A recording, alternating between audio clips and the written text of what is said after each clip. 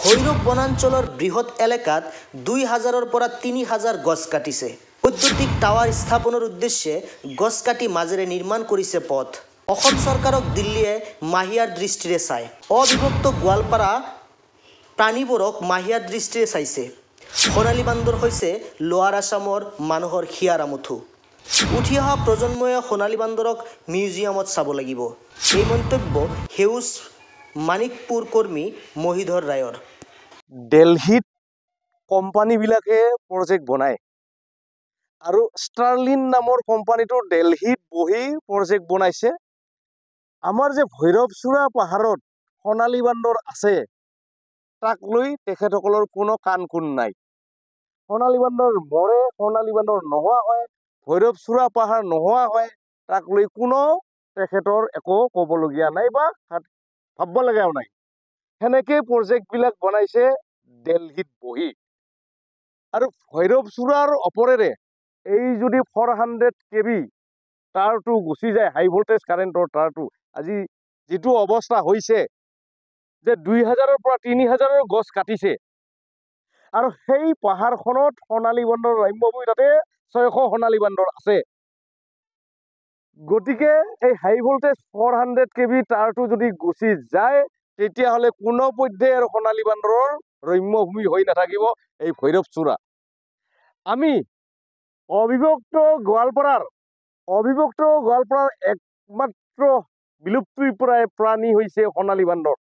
এই সোণালী বান্দৰে অবিভক্ত গোৱালপাৰাত যথেষ্ট ৰাজহ আনে, কাৰণ বিভিন্ন পৰ্যটক আহে এই সোণালী বান্দৰৰ কাৰণে। আৰু অবিভক্ত গোৱালপাৰাৰ বিভিন্ন NGO অনুষ্ঠান প্ৰতিষ্ঠান, বিভিন্ন প্ৰকৃতি প্ৰেমী প্ৰকৃতি কৰ্মী ৰাইজে আবেদন নিবেদন কৰিছিল যে এই 400 kV কাৰেণ্টটো এই ভৈৰৱচূড়াৰ ওপৰে লৈ যাব নালাগে। মুখ্যমন্ত্ৰীক মেমৰেণ্ডাম দিছে, প্ৰধানমন্ত্ৰীক মেমৰেণ্ডাম দিছে, বনমন্ত্ৰীক মেমৰেণ্ডাম দিছে, তৎসত্ত্বে একো হেৰফেৰ কৰা নাই। তেখেতসকলে লৈ যাবই। আমি দেখিছোঁ যে অসম চৰকাৰে যেনেকৈ অসম চৰকাৰক দিল্লীয়ে মাহিমাও চকুৰে চায়, ঠিক একেই আমাৰ অসম চৰকাৰে অবিভক্ত গোৱালপাৰাৰ প্ৰাণীবিধক মাহিমাৰ চকুৰে চাইছে।